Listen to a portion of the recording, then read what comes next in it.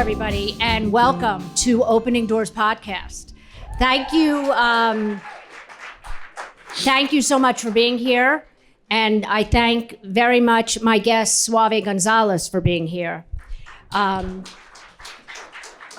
So, as you know, Opening Doors focuses on stories of real people, and Suave's story is pretty intense. We're going to get into some of that today. In my episode, I talk a little bit about the 4 S's. The episode where I tell my story. And the 4 S's for me are support, finding support, sharing with trusted people, self-care, spirituality, and service. And I know, because I know Suave's story really well, because I listened, I was one of those 3 million people who streamed that podcast, that all of these feature in his story. But I want to start by mentioning that today is an auspicious date for you.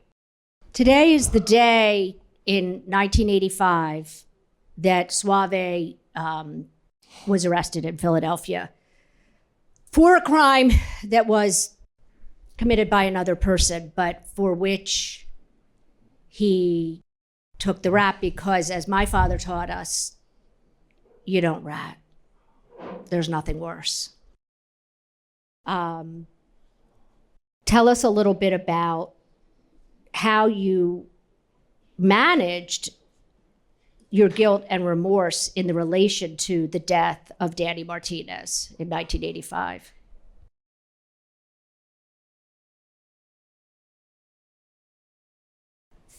For me, it was very traumatic, because I'm from the neighborhood where Danny's from, and when they told me they was arresting me, I was like, I ain't do that shit. But I felt remorse because I knew the family, and I was like, damn. Now they thinking I did it, but the family never believed that I did it, because we all knew in the neighborhood who was responsible. They offered me 5 years if I would have snitched on somebody, and I said, no, I don't know the other person, which was the honest truth. So they just put me in jail, gave me life. And all them years, I kept writing the family. Like, y'all know I ain't do this. The family used to write me back and tell me, we know that. But that's the justice system. And part of what you'll learn if you listen to the Suave podcast is that when Suave was 17, he could not read very well. And couldn't read at all. And at that point in Pennsylvania, there was a system where juveniles were being sentenced to life. He was told, this is what's going to happen, and he couldn't really read and understand the document. And so this all happened to him without him really grasping it. When did it all finally hit you that, according to the state of Pennsylvania, you were going to die in jail? 10 years later. 10 years later? 10 years later, because when I went to prison, prisons was wide open. So I got caught up in the prison system. I went to solitary confinement for 7 years, and that's when it hit me that I was going to die in prison. So I learned how to read, I learned how to write, came out of the hole, got my GED, got my degrees, and I said, I got to get myself out of jail. And that's what I did. And able for me to be here today, I had to go through that. Yeah, that makes sense. In order for you to be able to be here today doing the work that you are doing. I had to go through it because if I wasn't in jail, I would have been dead in 1986. So that's the reality. Right. So the reality is that you were doing illegal things. It just wasn't what you went to jail for. Yeah. Let's be clear. I ain't do that. Right. But you were dealing drugs. And so in that life, it's probably very possible that you wouldn't be here right now. And if it wasn't for my education, I wouldn't be here. Because I fought my conviction all the way to the United States Supreme Court 3 times. And then, yeah. With no lawyer, on my own. In 2016, Montgomery versus Louisiana was passed. That is a law that said that juveniles' brains were not developed enough for them to be sentenced to life without parole, that it was illegal to sentence somebody to life without parole for a crime committed as a juvenile. But I was already up there. Before that case, my case was up there. But that is the case that helped you eventually finally get out of jail. And it took a while. Suave went in front of a judge and they said, you're good, you can go, but that's not how the justice system works all the time. How long was it after you? 5 years. 5 5 years? Wow. So how did you manage that rage of knowing that you should be free and you were still at Graterford? God. Okay, and there's one of the S's right there. My believing God. Because I knew I was coming home. I knew it. I knew it from day one. I just didn't have the education to prove it. But I knew I was coming home. I never believed that I was going to die in prison. They said I was, but I never believed it. This I know goes deep, but can you talk a little bit about the experience of being in the hole for 7 years and how you survived that? Reading, learning how to read and write, and art. Okay. So another accomplishment that we didn't mention yet is that Suave is an amazing painter, and one of his pieces of art is going to be displayed in the Smithsonian Museum.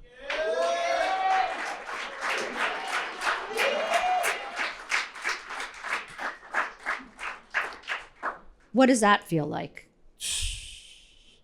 Amazing. To know that my work that I created and gratitude for is now being recognized at the highest level. I'm able to share with people what I did in my darkest moments. I ain't go to prison and waste my time. I'm not bitter. I'm not advocating for the system, but I'm not bitter because the system made me who I am today, if it makes some sense to you. Mm-hmm. No, it does. But the system made you who you are today, and 30 years of the formative life, of your life, was spent in a place where you had to be on guard all the time, as you've told me. I'm still on guard. I'm still on guard today. What do you do when you enter a room? I'm reading the people. I'm checking out. I'm not turning my back on nobody. You know, I'm profiling. But that's what I do. That's my survival kit. I want to make sure I'm safe when I go in any room. And you can sense, how can you sense when you're not safe? I read the room. If I see somebody at G hyped up, I'm out. I don't want no trouble. What about some of the trauma of being alone for that many years? How has that affected your ability to have relationships now? It's deep because my people think I'm crazy. I wake up early. I patrol the house. I sit by myself for hours in my living room, lights off. My people's like, what are you doing? You're not in jail no more. But they don't understand that that's how I find my peace. I know it's not normal, but that's how I find my peace. I like to be by myself when I'm home. I'd rather be in a room than in a big house. That's why I got a house and I got a studio. The painting studio. And to stay when I need to be by myself. It's something that I find fascinating, that we learn how to cope and how to survive based on our situation. And yours was a situation where you needed to be able to be in your head and take care of yourself because there was nobody else that was going to do it for you. One of the things that I learned as I grew and discovered that I had a lot of habits that I had kept that no longer served me, I worked really hard to get rid of those habits. The habits that I learned to be able to protect myself as a kid, living in chaos and uncertainty. What might be helpful to help you get to a place where you could let some people into that alone space? It's gonna take a long time because when you in jail for 30-something years, all you got is yourself. You don't let nobody in that space. I would love to, but I don't trust a lot of people. I don't want a lot of people to be in my space. I want to feel safe. What could help is having my family understand. I don't think people's family understand the trauma we go through. They automatically assume you out. Get with it. It's not that easy. I wish I could say, everybody, welcome, I'm happy. That's not the case. I'm happy to be free, but I'm not happy to walk around with the trauma of incarceration because it stops you from certain relationships. So for me, it's educating the people that when you are incarcerated, your mind switch. So it's helpful for families to be able to understand when your loved one comes home, to give them a lot of space and time, because their survival mechanisms were so internalized that it might be hard for them to, as much as they want to be connected to you, it might be hard for them to reach out. I mean, incarceration, I was desensitized for 30 years. I seen people die, I ain't even cry. My mother died when I was in prison, and I ain't even cry. Because I ain't want nobody to see me cry. Because that would have been bad for you. I was desensitized. I had no feelings. My whole life was prison. So now I'm here. I gotta get used to this. It's been 7 years, right? 7 years today. 7 years today. Yeah. And you've been busy. A little bit. Tell me a little bit about what it feels like for Angela Bassett's production company to pick up your show. Because I have chills. Reading and writing did me good. Literacy, a foundation. But it's a testament that anything is possible. Anything is possible. I went to jail with an IQ of 56. Which was clearly incorrect. According to who? Well, They professionals. They gave me that label, not me. But today, I am a Pulitzer Prize winner, the highest award in journalism, right?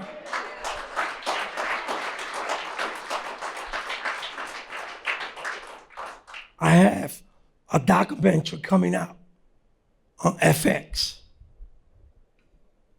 I have a podcast that has 9.3 million. Correction, right? All this is someone with an IQ of 56. So either they got it wrong or I'm a genius. Which one is it? I think they got it wrong. I think it's safe to say. It's safe to say that the system, when they see black and brown boys, it's easy to put a label on them and put them away. And sadly, a lot of what happens is that trauma is misunderstood and is seen as misbehavior. And misbehavior then is not dealt with in the right way. And people are punished and penalized and or put into the juvenile carceral system when what they really need is therapy and or their parents might need a parenting class and or the whole family might need family therapy. And that, again, is something that needs to change. It's very, very important that the school to prison pipeline is busted and forever broken. We doing that. That's what we doing. Every time I do my work, it's for that reason. To let people know that you could do it. You don't have to come home and feel sorry for yourself. You don't have to do that. The door is open. Who's next? So talk a little bit about the I Am More program, because the I Am More program is doing that work. We are giving people the opportunity to come home from prison and become college students for free. That's what we do in the I Am More program. We letting people know you could do this. You don't have to come around and feel sorry for yourself. I don't want nobody around me that feels sorry for themselves. And that's another S, right? That S of support, creating that network, that support system that says, you just got out of jail and your head is probably spinning, but we've got you. And we're gonna make sure that you can succeed and stay home. We provide wraparound services for everything. Not only to people that's been in justice impact, but to their families.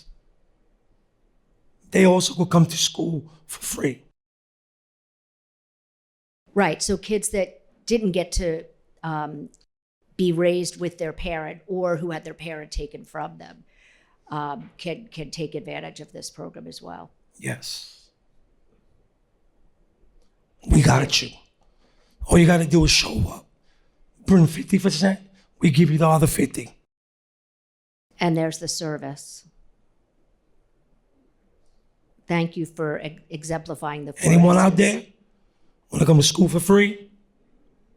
Yes. All right, we got you. Talk to my, where she at? Assistant coach. She would do that too. She runs the more program with me. Thank you.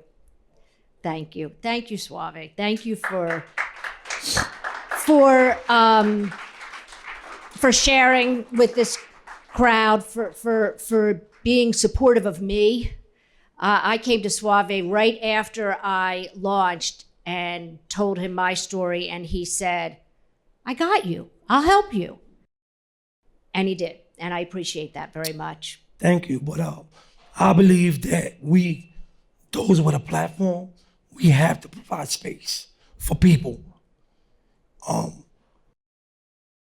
have a good platform when it comes to podcasts, and I'm not safeguarding that.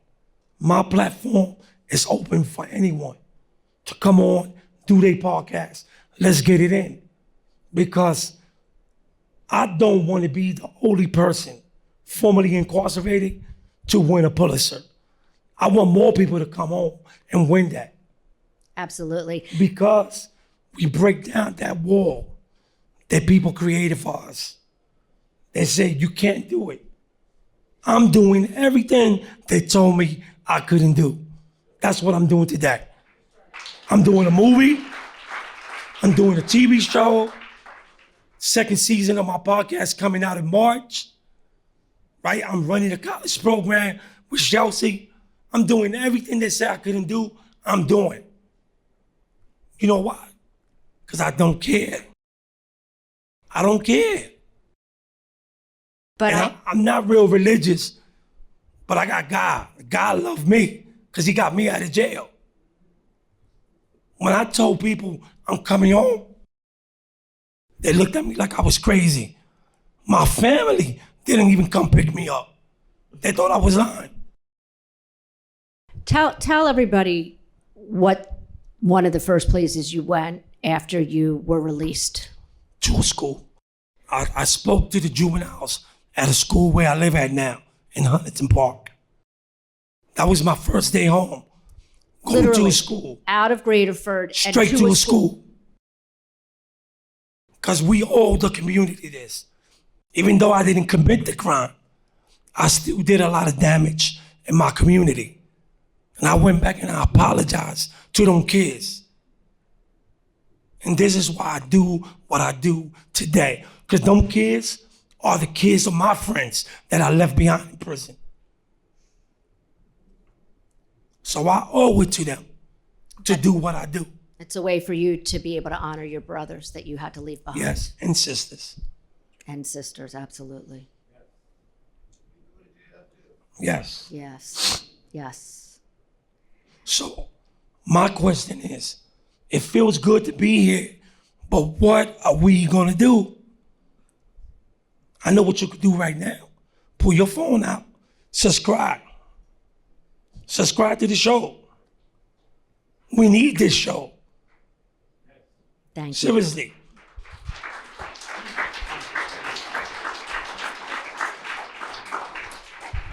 A lot of the podcasts that we hear out there are entertaining. We need shows that speak to us, speak to our people. Create a platform for people like Joey. Create a platform for people that otherwise would not be heard. And this is what I do with my podcast. It's not about money. It's not about meeting people. I don't care about meeting celebrities. I don't care. I've seen it all. My first year out, I met them all. And not one of them is addressing the issue. If your way to address the issues is putting money in people's hands, I don't want to deal with you. Because I still live in the hood. I still live in North Philly. I got to go through Kensington. When I visit some of my friends, I got to go to Kensington and Allegheny. That's my reality. So when I travel the country and I meet people, my first question is, what are you going to do? We could sit here and clap and laugh, enjoy the day. But if we leave here and we not part of the mission to rebuild the system, then we just had a fun night. Yes, and there are some important nonprofits here that can help, and there are more nonprofits that I will put on my page for people to be able to click the links to and connect with. There are a lot of opportunities, and I appreciate you all being here and being a part of this, and I am very hopeful that you will click the link and subscribe and learn what you can do to help solve the problem, because you can be part of the solution. Thank you all so much. Thank you, Suave. Thank you all so much for coming. Thank you, Suave. Thank you so much for your trust in me and for coming and sharing your story today. I really appreciate it. Is there any last, I think your last words were pretty cool, but is there any last thing you want to say? Believe in your community. support your community and support efforts like this. Every time we hear somebody talking about healing and trauma, listen. We might look normal, but we not.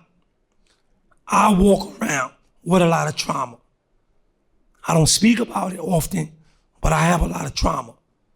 And it's shows like this that make me want to open up. I don't live with I'm a Pulitzer Prize winner. I don't care about that stuff. I care about waking up tomorrow morning and being able to help someone else. That's what matters to me. That's my biggest prize. I was given a second chance. Right? Right? And I'm taking advantage of it. And it has to be for a reason. I wasn't given a chance to win a Pulitzer or an IDA. I was given a chance because next year I'm giving my sister a kidney. Whoa. Whoa. All right. I was given a chance to make sure that my brothers and sisters coming home have a space to really be themselves. And that is the I Am More program at Community College. The I Am More program at Community College of Philadelphia. I Am More. Please look it up, support it.